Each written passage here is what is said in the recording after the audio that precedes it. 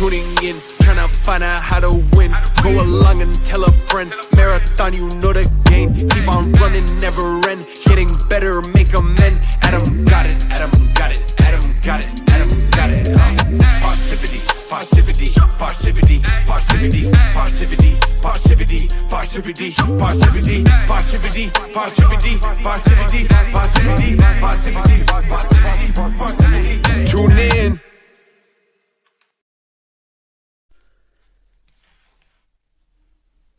How's it going? How's it going? I'm just doing a live with my good friend Derek from Behind the Wheel podcast. Invite to join.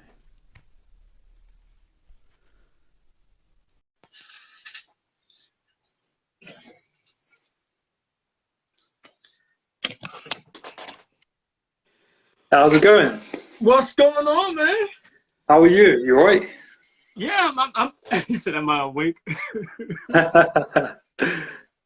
Yeah, I'm up. It's daytime here, man. Yeah. It's Nice. What, 8 o'clock there? Yeah, it's about 8 o'clock now. Yeah. What time's your time? Like 3 p.m. is it? Yeah, 3 p.m. man. Oh, nice. Yeah, it's been a while since we did like a podcast kind of thing. It was about a year ago or so now, wasn't it?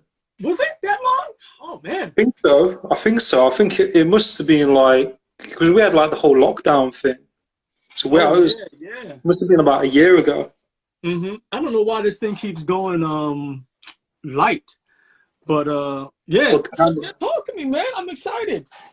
Yeah. No, I just thought it'd be good to connect again, and like we thought of a few topics, and like you said, like was thinking like, you know, how to kind of get content out there, because, you know, like you make a lot of content, you create a lot of content. That's what I like about you. You know, you're very creative, and you just kind of put things out there. And I think like when you know, making content, it can be quite difficult starting out when you're starting out doing it.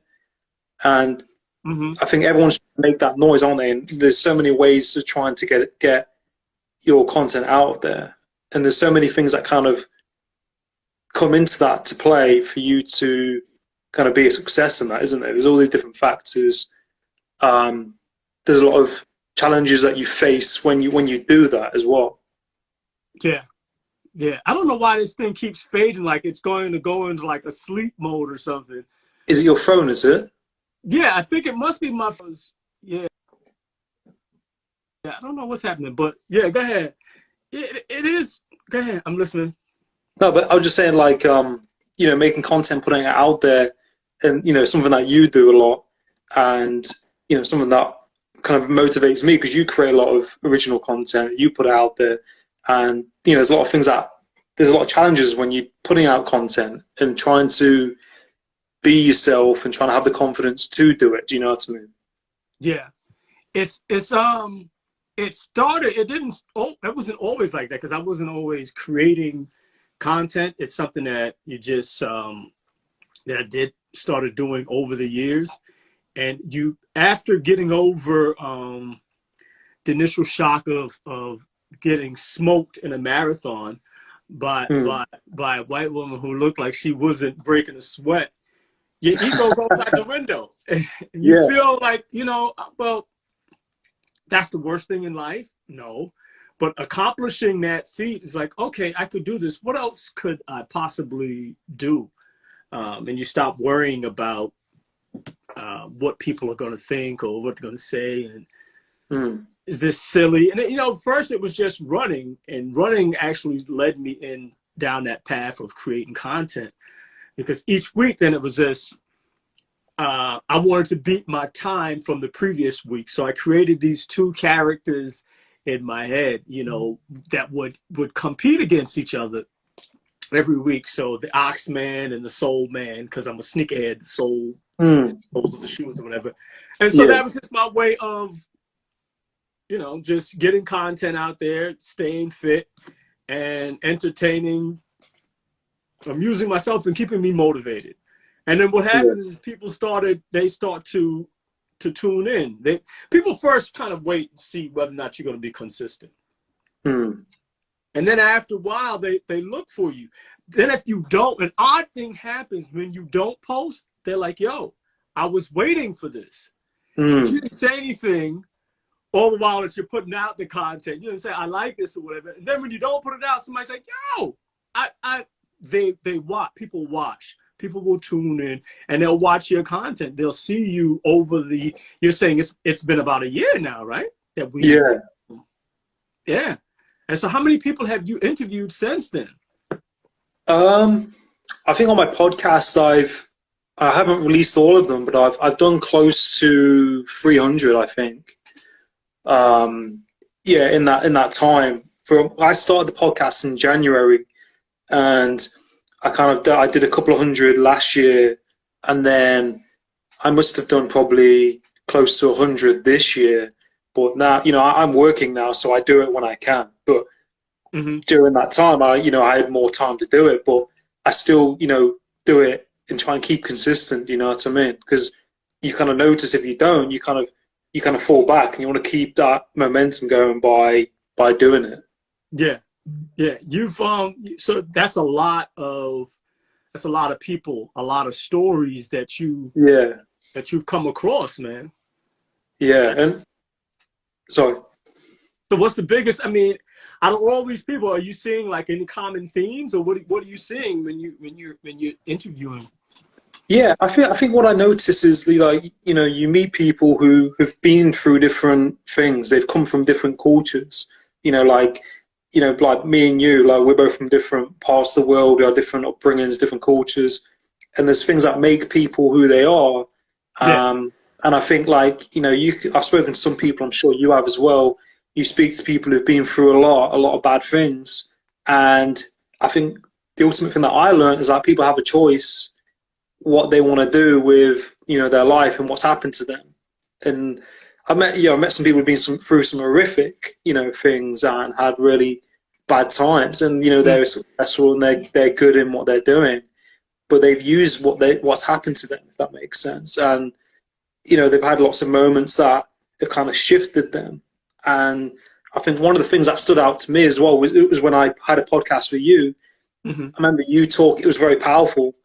And I've always remembered it, was you mentioned your teacher at school or someone like that. Yeah, the principal. The principal, and you spoke about that. And that always stayed with me because I think, sometimes it just takes that one person to believe in you or to say something, to kind of change your course and where you are. Yeah. I've been watching the progression. Sometimes you're in your car and like you go through the seasons, like it must have been winter because he had a coat on and it was dark and the different people. And I was like, so you're covering the entire gamut, man. Yeah. Yeah. So it is. No, like, I appreciate behind the wheel in the UK. What part of the UK are you actually in, man?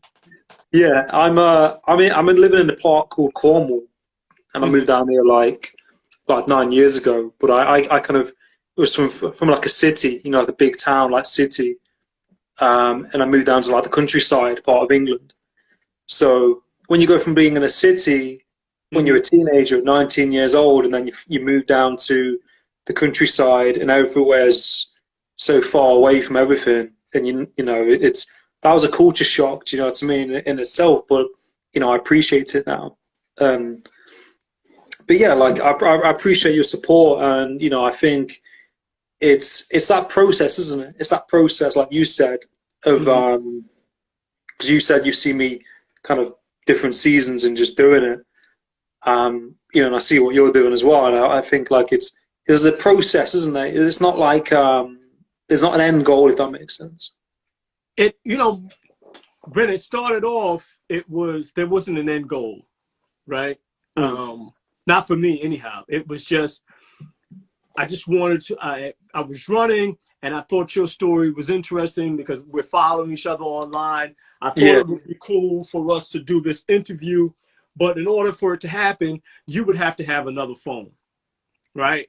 You'd have to have two phones. You'd record yourself and I'd record myself and I'd have my earpiece in and I'm talking to you and looking into the phone the whole time, and then I'd have you send me the video. So there was no end game. But now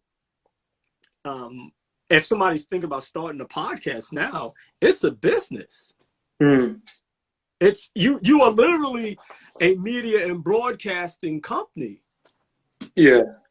You know, so you think you've interviewed what 300 people? Yeah. Those stories. There's I follow this guy. Yeah. Guy Raj, right? All right. Okay, so Guy Raz, he interviews a ton of entrepreneurs, successful businesses, and then he extracted from their stories and put it in a book. You interview 300 people. That's research. Yeah. No, it's true that, yeah. That's research. You've done research on them. You have the notes. You see the common themes. This is what I've learned from these people, and you've covered, you know, tell what the types of people that you talk about on the show. The different industries. Think about how many industries that you've had on your show. People, you've got doctors, you've got attorneys, you've got mindset coaches, you've got tons of people that you talk to. Yeah, it's kind of crazy. I mean, like, you know, when I think back to it, you know, like, I didn't really think about that when I was doing it. I was just kind of so focused on just doing it and doing it and doing it. And yeah, like, I met people, you know, who are doctors, you know, authors, coaches, a lot of coaches. You know, I've got good friends who are ex-military, you know, a lot of people in the military, other podcasters, you know, trying to think more like a few doctors, you know, quite a few doctors. You know, even had a guy on who, he has like an app. He has like an application to find nearby restaurants and stuff, which he created. It's just amazing, you know. Like you meet so many people, and it's pretty inspiring, you know. I think it's just really moving, you know, by having connection with people and doing it like organically, you know, and just wanting to have that connection with someone in space and to provide value. I think if you have the right reasons for it, you just kind of have that fuel to keep on going, you know? Yeah. And so now, and I'm not saying this is what you should do. But if there's an end goal. So if you know, and sometimes if you were talking to me or talking to you, right? You're not you have all this experience, but you understand the power of our cell phones and content. How do you then monetize this? Because it's an opportunity. It's still early in the game, right? Early enough in the game. Podcasts have been out for a while, but it's still an emerging technology. And all of these experts that you have on all these relationships that you've established over the years, that's value that you're providing to the marketplace. And then you think about people that you come at, that you have a vast network of people. Like if somebody wanted to start an app that you come across that you're talking to, the first person you're going to think of is the guy that already did the app. Right? And if you can connect that person with this guy that created this app, now wow, yo, Adam, thank you so much. I appreciate it. This guy, I don't know if he's in business now, and he charges people to create these apps. Now what? He's got another customer. And how does he have another customer? Because of the relationship that you provided. What's up now? I have this young lady right here that just jumped on. She's an administrative assistant. Amazing story, amazing woman. She was an administrative assistant for Cocoa Puffs, and we connected. So, wow. And like Proud Puffs is a Black-owned cereal startup here in the States. Nice. And so she was his administrative assistant, still working with them. So they're about to come to market. So you think about the people who have a particular skill set, right? And now, if I know somebody, like you say, she wanted to be an executive, or she's going to be a host of a show, and I'm thinking about somebody that's already doing that. Hey, listen, yo, you should probably talk to this person. Yo, she's sharp. Most people, you think about how people get hired. It's like, yo, I know Adam. Adam's a good guy. You got the interview just by virtue of the fact somebody said, yo, Adam, they put in a good word for you. Yeah. No, it's amazing, isn't it? And like, I really think it's great what she's doing. And I think like, it's that building those connections, isn't it? And those kind of connecting those dots, isn't it? You know someone, you go and do something, they meet, and then and it's how I think the universe works. You do something, and you can it's like if you do a podcast with someone, and you know someone who will suit well with that person, you put them together, they go off and do something, they create something, and then like people come to you, don't they? I think it's how it works, and that's like one of the beauties of social media, podcasting, networking, and like you said, if I could probably meet that person, and then we might do a show, or you just don't know, do you? And I see someone who pairs well, and I think that's one of the really nice things about this. Yeah, and what I think was inspiring to me is seeing different people who don't look like you. Yeah. Right. And I think of an artist. One of my favorite rappers of all time is Jay-Z. Jay-Z didn't just connect with one type of artist. Like he would branch out. So now if I like this guy, think about Coldplay. I would never think about Jay-Z and Coldplay, but now you think about Coldplay's audience, right? Yeah. You think about Jay-Z's audience, and now you mesh those two together. Now it's like bringing worlds together. And it's not something that's Run DMC used to do mashups with rock stars, and so that you bring these worlds together. You come across somebody who likes sneakers, right? And because they have a love for sneakers or whatever, it breaks down the barriers. Like, we're having this conversation about this sneaker because you like sneakers, I'm a sneakerhead, and we have a connection, and it's not even about color. It's just, automatically you see me. You know the struggle. I'm always on the hunt. I'm looking for the next pair. Did you see the Pumas with the with the leather? No, leather. Oh, we got these I remember when they first came out. There's something historical about it. If you're a sneakerhead, that's the same thing with music. It's art. It crosses barriers, and then you start to realize, you know what? We're not that different. We have a lot more in common than we do that divides us.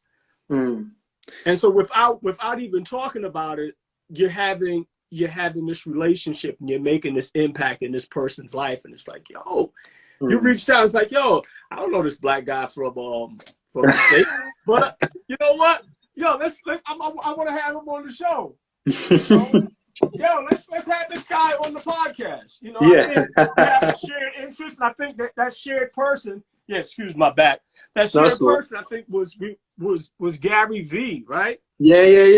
Yeah, that's how we met, wasn't it? Yeah, that's how we met. So we think about, I was like, Parrsitivity. Positivity. I was like, you got this kind of similar twisted kind of, not twisted, but this we had this commonality. And so now you figure, it makes sense. And so rather than competing, you collaborate, and you wind up growing organically. So if I'm ever in the UK, I got a point of reference. If you're ever in the States, so that's two different worlds. Yeah, you come together, and it's not about it's you can share the resources. Somebody who's doing a podcast, or is an artist, they connected. Those artists, they ran together. They had something in common. You understand? It's not. I don't have to explain it to you. I got to edit this episode. I don't feel like editing it today. Yeah. Some days it's like that. Okay, we just talked, and now you have to edit it, and you got to go through. You're at this level. Somebody's maybe at this level. Somebody else maybe is down. Not that somebody's high. We start at different points. It's like, yo, Adam, how do you secure your guests? You know? And so, I tried this. I went to, when I was finding out about podcasting. Oh, wow. Somebody told me about this book, right? That's pretty Out on cool. the Wire with Jessica Abel, and the foreword is by Ira Glass. So this book is like, it's like a resource guide to, you know, podcasting and telling stories. And those are the types of shows and things that I want to do, because I think there's a lot of people who I might be afraid of getting in front of the camera. Don't talk to me about the camera. Just give me a microphone. And I'm good sitting in a room and I can tell this story, right? So I'm researching and I'm finding out about this. And so I wanted to have her on the show, Jessica Abel. And so when I reached out to her, she got people. You know, she's not answering me directly. You know, her assistant says, yo, send her your Calendly. And I said, sure thing, no problem. I didn't even know what Calendly was. Thank God for Google. Yeah, I told my friend about it yesterday. Huh? I told my friend about it yesterday for the first time. Yeah. So that's just knowing that now. Just having that conversation with her assistant gave me. So now that just relieved one less step in the process. Yo, when are you available? I'm not available this day. Check that. Yo, here, I send you a calendar. You book a time that's convenient to you. Now that just takes your business up this level. And some of these applications, now you find out about, you can accept payment. You're talking about coaching and developing. And now you're having one less step. It makes it just that much easier for you. And it's lightening the load. It's just sharing those resources. Yeah. You know, somebody just told me about HoneyBook, right? HoneyBook. Oh, right. And they have a Connie S. Falls, and S is for systems. Okay. Right? So she's you may not know her, but if you follow a lot of people online, she's the person behind the brand. So you think of her like, she reminds me of one of Shonda Rhimes' character, Olivia Pope. You know, she's like the fixer. She comes in and the systems, but you won't see her. You got a problem, you go and you get Olivia Pope. You got a problem trying to organize your system, your business, you're trying to scale, you call Connie. Yo, Connie, look, this is the situation. She comes in, blah, blah, blah, you know, and that should be like a show. I think I'm gonna do a skit. I'm gonna do a show. You know, you call her and she comes in, you know, like a superhero situation and gets you set up for success. Yeah. That's it. I mean, there's all different avenues, isn't there? Like you said with that book and like podcasting, like you just talking about people, you know, I went through it, and I think, you know, in podcasting, it's intimidating. You know, you don't, when you first start out, I was using my phone and I was using Anchor. I'm trying to wait for this person, it's not working. And I remember like just having like, you know, a phone like this, talking into the mic and with no camera. And I was intimidated to then have the camera. So I remember after like so many episodes going on Zoom and then learning how to do the Zoom and then doing the video. But then I was always conscious of how I looked or how I was coming across. And then, you know, it's so intimidating. And then you're putting that out there.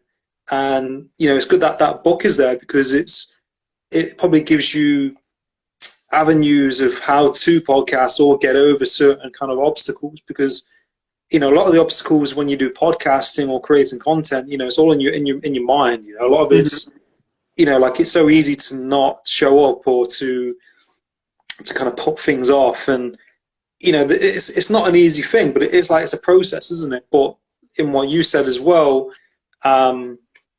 with that app, you know, that you mentioned, that Calendly, I didn't know about that until a long period of time. I remember I would reach out to people and I would message them and stuff and try and, like with yourself, try and work out time zones and how can I, and send individual Zoom links, and then you just send that one link and then people can book, they can find a time zone, and then they've got everything else there.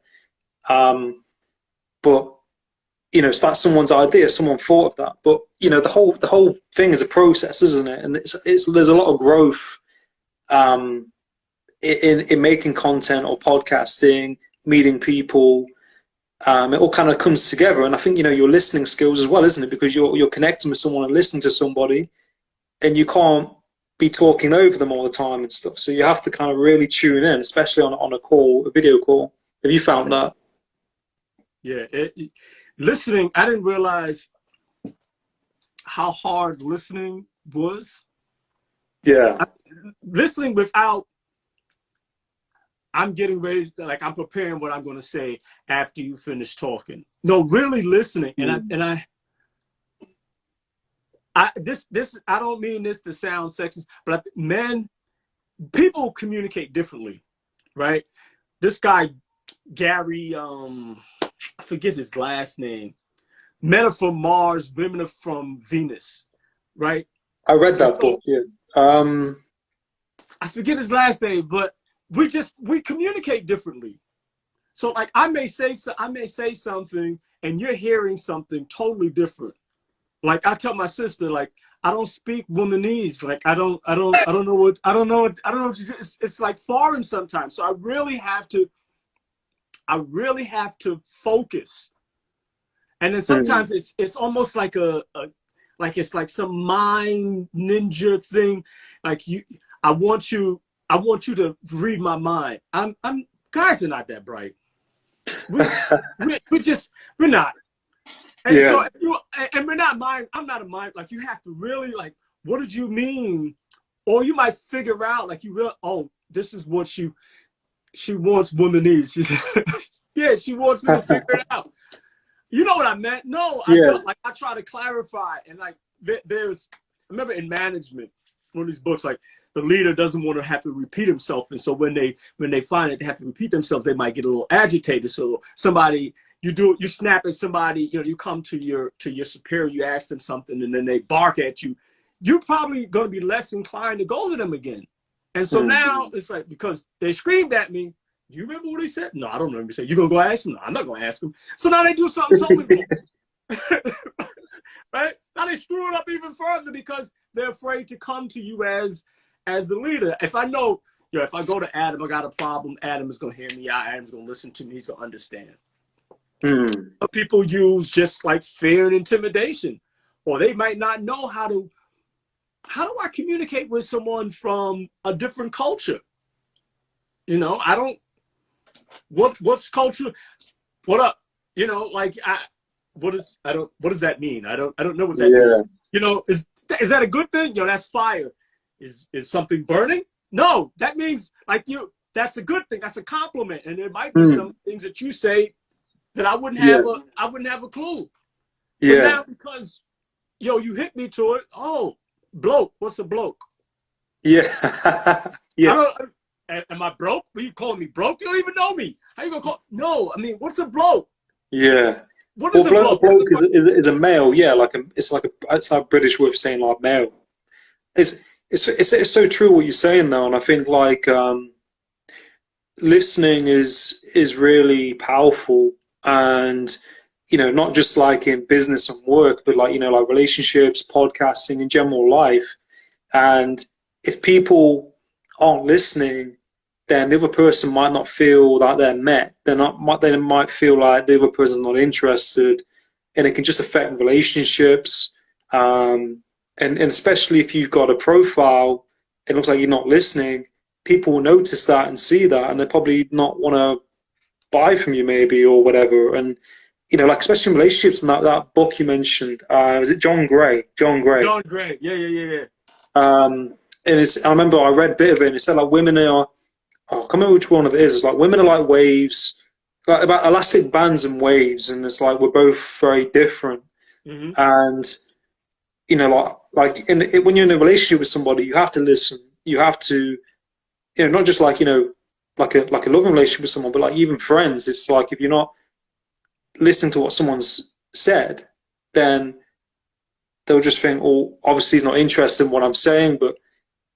And then people, like you said, are trying to assume and read what is going on in that communication. And especially like in corporate environments, like you said, a lot of people try and get people to listen by being negative or being a certain way, but then it can have the opposite effect.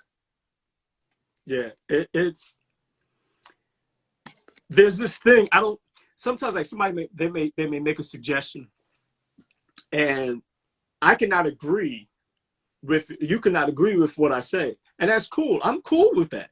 Like some people feel like you're not hearing me. No, I heard what you said. I just don't agree. Or you hating? No, I'm not hating on you.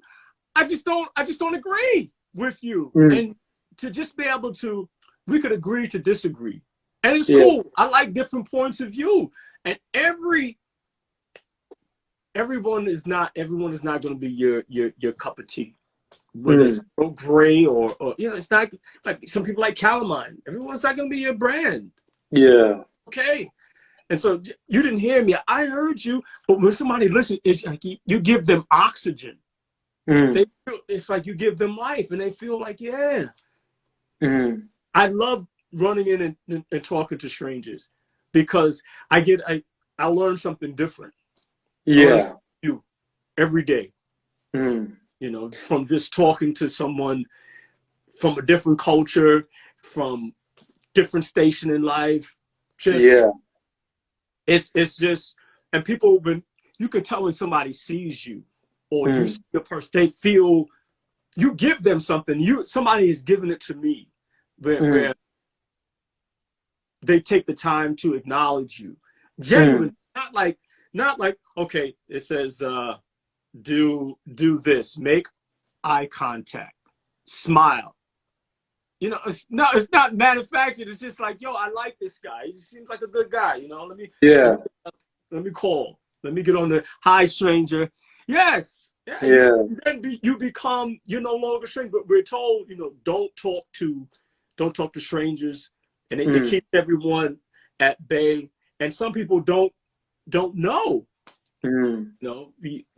Having the opportunity to be around different cultures, different people, you learn, you broaden your horizons. If you just are in your own shell and you're just going based off of what you see on TV about how people act, then that's shaded, because they're telling a story, they're telling a narrative, and that's how they want to portray it. Just like you have a powerful platform, you have a voice, you can share your story with people. People really don't care about my story. They don't care about your story. They care about them. They only are interested in you and I until what you're doing can help me. That's how it. They don't, like, you go to your website, somebody said, this guy Donald Miller, he was like, yo, people don't care about that your grandmother, it was her recipe. They don't care about your grandmom's recipe. They just want to know, is the cake good? Is this going to help me? If this is going to help me, I'm all in. If it's not going to help me, what am I listening for? I don't care about your grandmother. They're not going to tell you that, yo, I don't care about your grandma. That's it. It's true. It's so true what you're saying. And like, when you're talking about people and connecting with strangers as well, and like meeting different people and having that perspective and going to different places, and like, I feel sorry for people kind of like shelled in a certain way. I mean, I think sometimes people might have certain negative maybe experiences with some things, and that's given them a certain perspective, but that's just like might be one kind of event which has given them that belief, but it's not reality. And I think that happens so many times. People do something, they say, oh yeah, it's not good, or I don't like those people, or this is that way because of X, Y, Z. And it's like, and then that can just put people on a course of living a certain way and not like engaging with different people. When you learn about yourself, you connect with other people, and that's that you mentioned with strangers and people seeing you, like, and what you can really take, you can really take a lot from connecting with people who are different from you, having certain conversations. You don't know what they've been through or what they've done. There's a lot of growth. There's a lot of growth there. And I think we should all connect with, kind of anyone and everyone, really. And oh, you mentioned something. Yeah, and you said about like when we had a video call a while back, you said that people don't want to, they just want to know how if it works. You know, like people sell themselves in the bio, and there's all this text, and like what you said with information, people just want to know is that they want to get their needs met. Basically, they're not bothered about the recipe or whatever. Yeah, they want to know if we can help them. Yeah, that's it.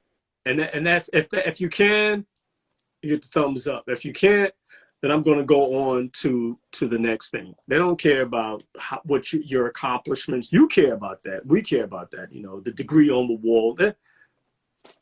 No one really cares about that, because you have your degree or don't have your degree, and there's some guy that just figured out, like Gary Vee. I like wine, so he's going to be sitting there. He's sitting there starting out, just doing reviews of wine, spitting in his helmet. Yeah, because he was just passionate about wine. Mm. You know, just passionate about something that he believed in. Mm. And that's it, man. And I think that's what people really see, isn't it? If someone's passionate about what they're doing, there's like that fire behind it. Yeah. It's like others just want to feel valued and seen. You're right. Yeah. They want to be seen. Mm. When you actually take the time to listen to someone, it's giving them oxygen, man. It's giving them oxygen. You know, I appreciate what you're doing, man, and having me on in the YouTube. And thank you. Yeah, no, you're welcome. You're welcome. And like, it's always a pleasure to connect with you. And, I'm really grateful, to be your friend. And, we've stayed in touch, for quite a while now. And, it's always great to connect with you. And we always have, good conversations. And, yeah. Are you okay for time, by the way? Do you need what's are you? I gotta get back to it.